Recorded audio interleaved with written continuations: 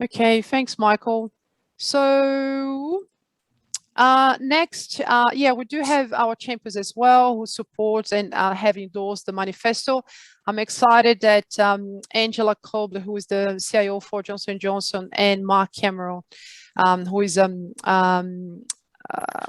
contributor to Forbes Council and Harvard Business Review, both accepted to endorse and become our champions as well. So the website will be updated to reflect that next week. And what I'm even more excited is that we have Peter with us here today. Peter Orlowski. It's one of our first champions, and he's our guest speaker for today. So welcome, Peter. Please do unmute yourself if you haven't yet. Wonderful. Okay, and what I would do so we can see you, which is much more important than seeing the screen, it's yeah, stop sharing and I'll move to speaker. So hopefully we'll be recording the right thing. So welcome, Peter. And I'll go through my cheat sheet to introduce Peter and we'll get started. So Peter is an influential, energetic, and performance-oriented natural leader. He's proud of developing people and seeing them to succeed. And as a result, over the years, Peter has developed a global network of work colleagues who turned into friends. He's passionate. He's a passionate advocate of excellence in customer experience and has a long history as an IT executive across multiple industries. One of his lifelong interests has been to leverage tech for improved health outcomes, life and health outcomes. On the personal side, Peter loves sports, especially winter sports. So he's also into travel and keeping an active lifestyle. Peter loves the snow and is a bronze medalist in the Polish junior national ski team. So if you need some ski coaching, you know who can help. Peter is proud of spreading his passion for skiing to family and friends.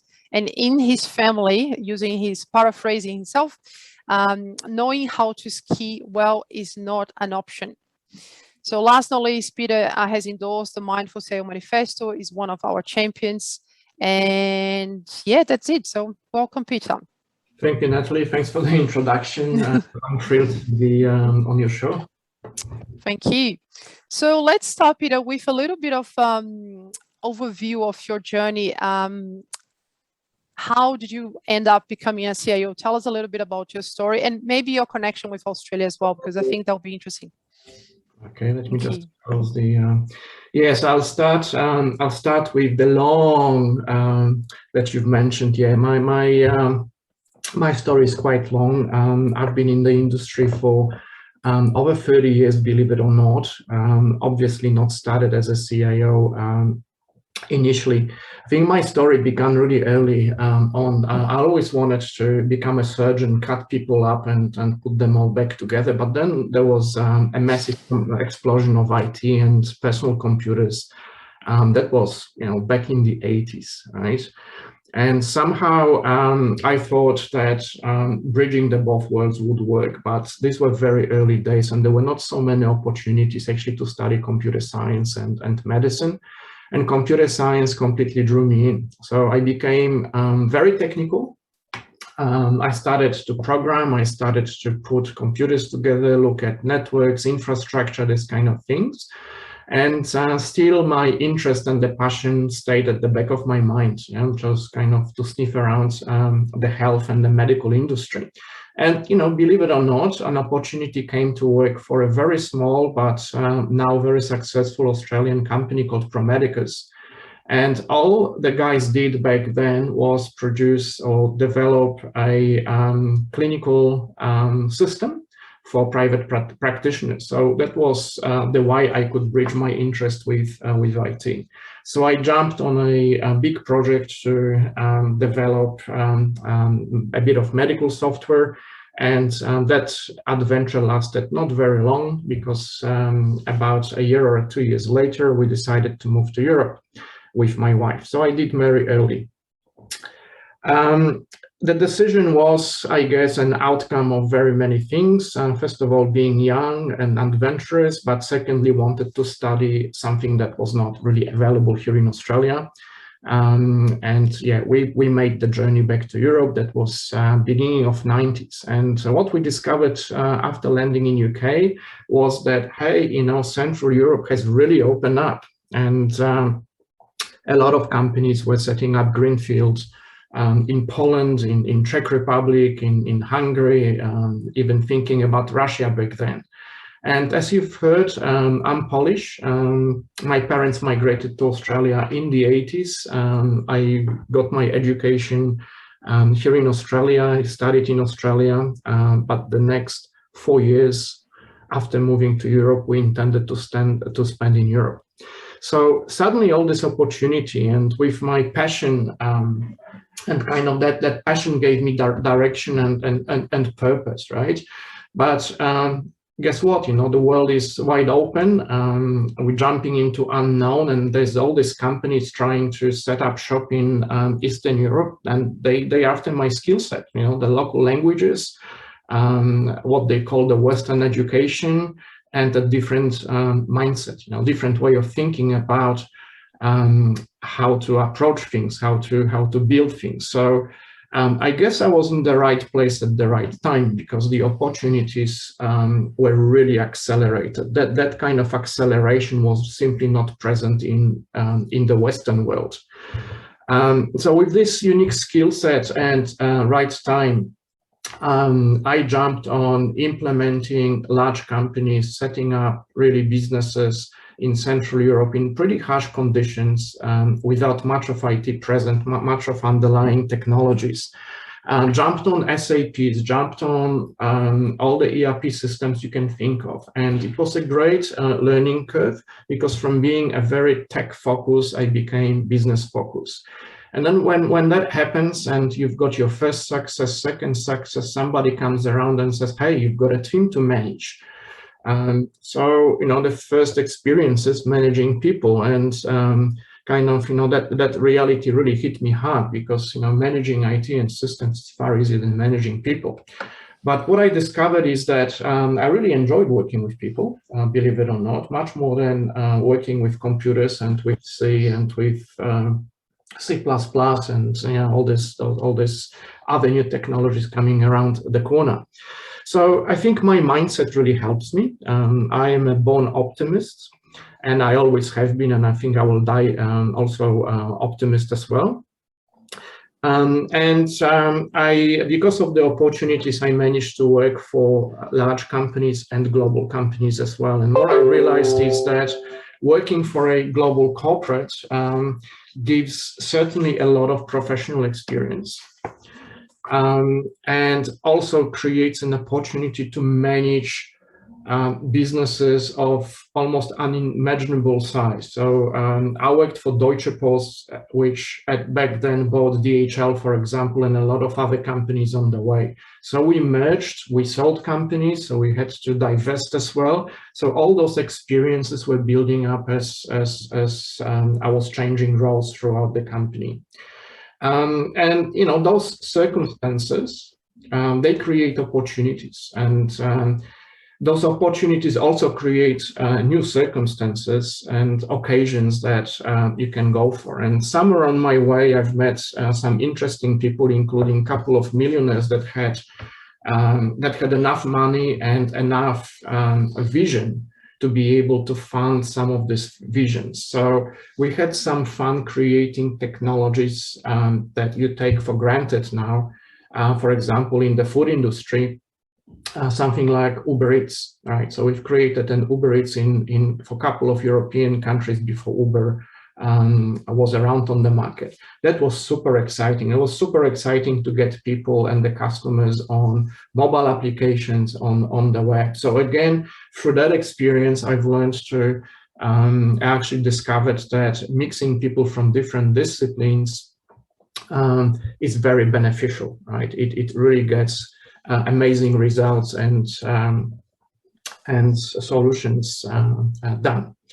And as I went through the career, you know, my interest and the successes, they opened doors. So at some stage, I did return to healthcare with the baggage of experience from other industries. There was a lot of data science, the magical things that you can do out of data to help people, and you know, some of the things that I'm really, really proud of. We've developed, for example, we developed a piece of software that trains a lazy eye syndrome in kids, right? So we've taken the Samsung glasses, the mobile phone, and created a bit of software, right? So you think, you know, it's not massively impactful because the lazy eye syndrome only affects a very small percentage of population, but hey, you know, you look at those kids, you work with them, and you can see the improvement practically over a short period of time, right? It's extremely rewarding. So kind of, you know, follow the sun, or I should say, you know, follow my daughters. My daughters were brought up in kind of in an international environment, so they decided to live in different places around the world, and at some stage they decided to move to Australia, right? Born outside of the country, they did decide to come back and live in Melbourne. We followed them through. It was a pretty difficult decision after 26 years in Europe, without any network or any connections really in Australia, and we made that jump 2 years ago, and I'm really happy to be here. I still have the same passions. I've met a lot of new people, fantastic people. And, you know, I'm still a little bit nerdy and really need to stay technically enabled, yeah, from time to time. So that has never really gone away. So just a couple of learnings from my long journey. I think, you know, what I discovered is that curiosity and open mind really creates those learning opportunities, learning paths, right? So getting out of the comfort zone combined with those learning paths really creates magic, right? The other one is, you know, be happy in what you do. That's at least for me, that's to say very important. I cannot imagine doing things that that bring me down, right? That do not create satisfaction and happiness. And if you're in that space, find a way to get out of it, right? Being happy in what you do, again, creates magic with yourself and other people. And the last thing, probably the most important, always be good to people, right? That's how the engagement, emotional engagement gets created. And really people are the ones that help me on my journey to come to what I am today, really. So that's the 30 years in a nutshell. Did so well in summarizing that, Peter. Thank you.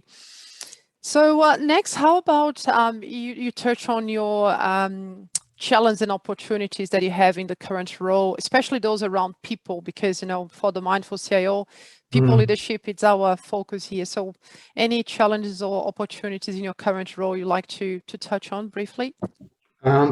Yes, so Natalie, I think I just want to touch about the current role, right? So I worked for various industries, and really, and the current role is in the public transport industry, right? So what I would like to say is that it's absolutely no different industry to industry about the challenges that are touching people.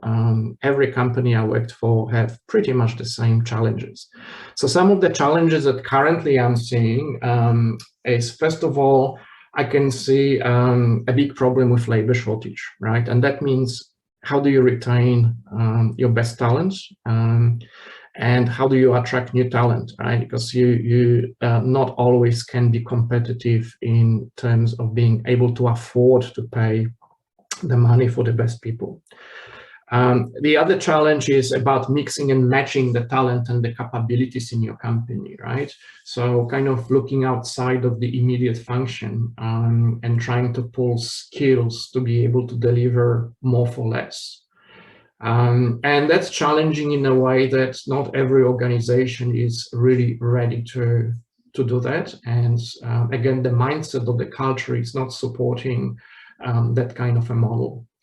Probably the last challenge around people is, and it always has been around, and it has accelerated in the last years.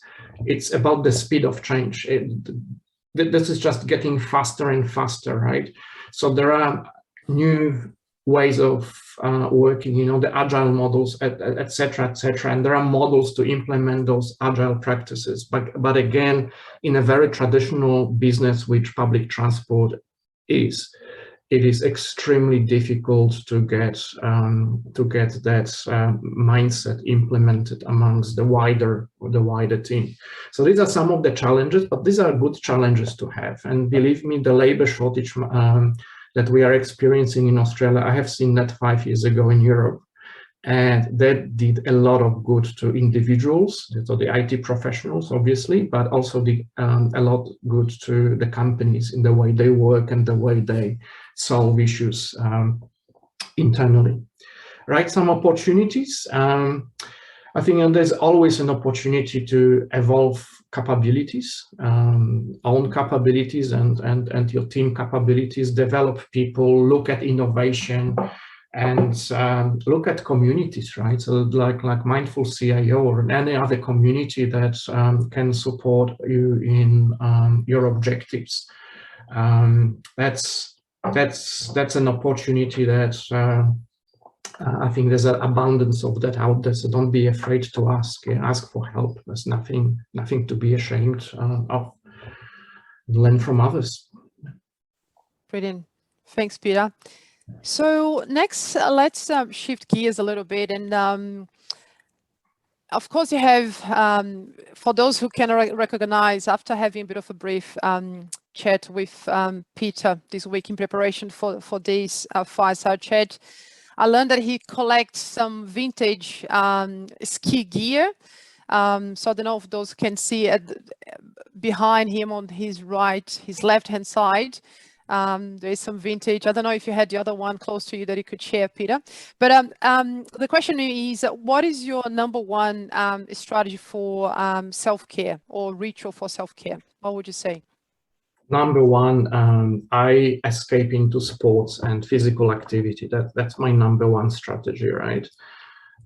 So I'd say I've got a daily ritual and religiously block 12:30 to 2:30.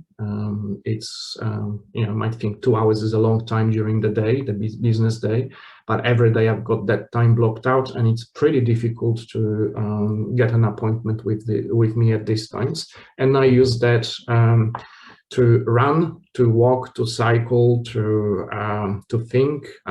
That's my daily ritual to break away from let's say the daily burden. I try to do a physical activity every day, no matter what. Weekends, a lot of trips, spending as much time outside as the Melbourne weather permits. And if the weather is bad, it's just, again, a matter of mindset, just wear the proper clothes, go out. I try to have as much fun and enjoy what I do as I can, and that keeps me sane, right?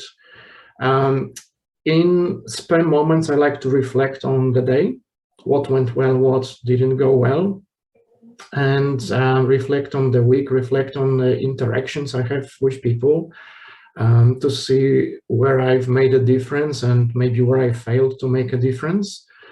And I actually, with all the technology we've got and the whiteboards and so on, I still use a pen and I use paper to write things down. It really helps me to sort out thoughts, and it's a good short-term reference material to look at, a couple of days later. So I do have a notepad, and I carry that notepad with me pretty much everywhere. Right, and also on a physical level, I try to maintain my sleep pattern.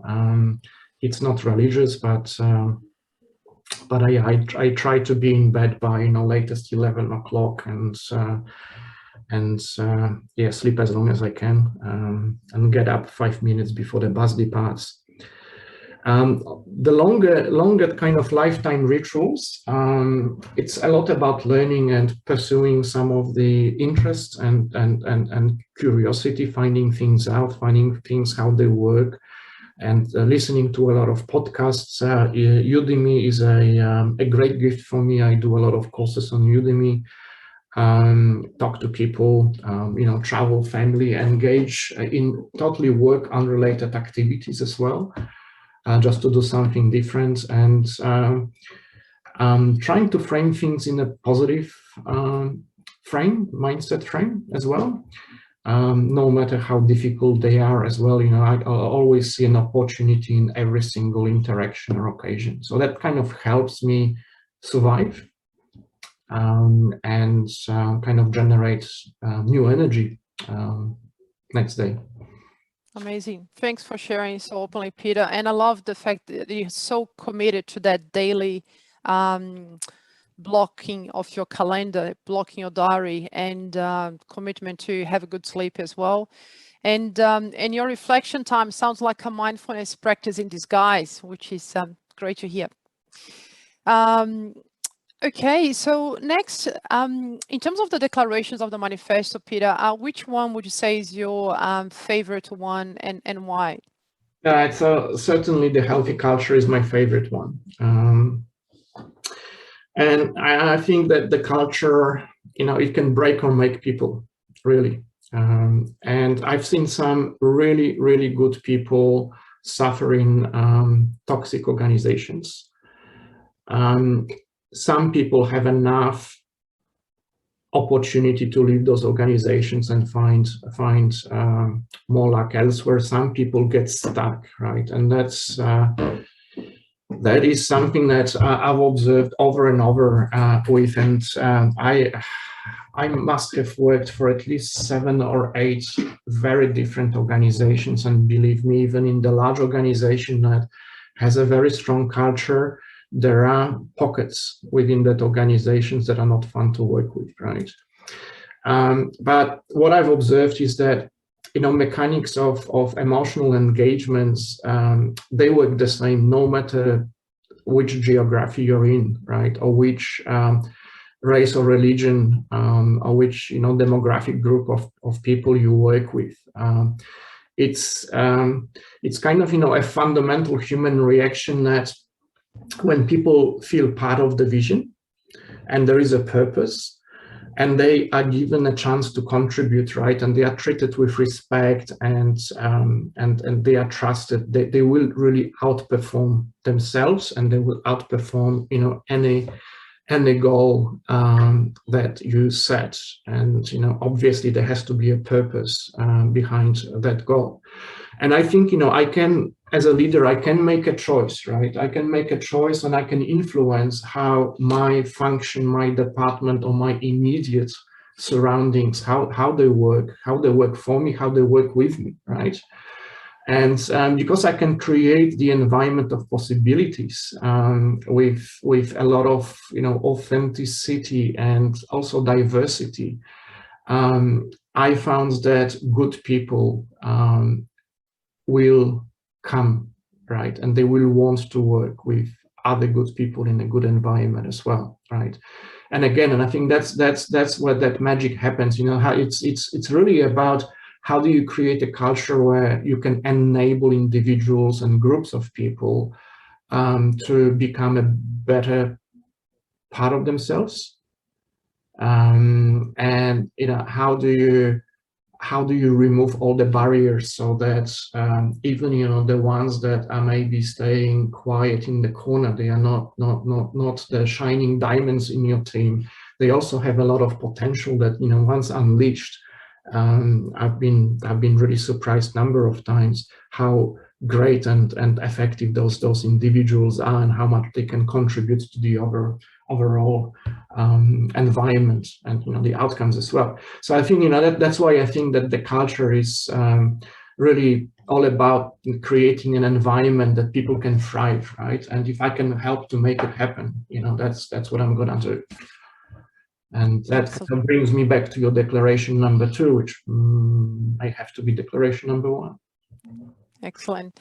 Thanks, Peter. And you mentioned about people shining, and kind of reminded me of the video that you share with me. So before we open to the group to see if there are any questions from the group, what will be your final words or maybe a final lesson that you'd like to share?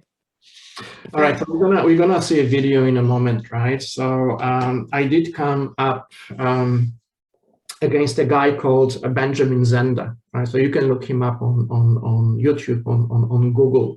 It's an English conductor that has a certain way of putting a point across, and that resonated with me extremely well at certain stage of my career, right? So I hope it also resonates with you, but do spend some time, look him up. He's got a number of different TED Talks, and they are all extremely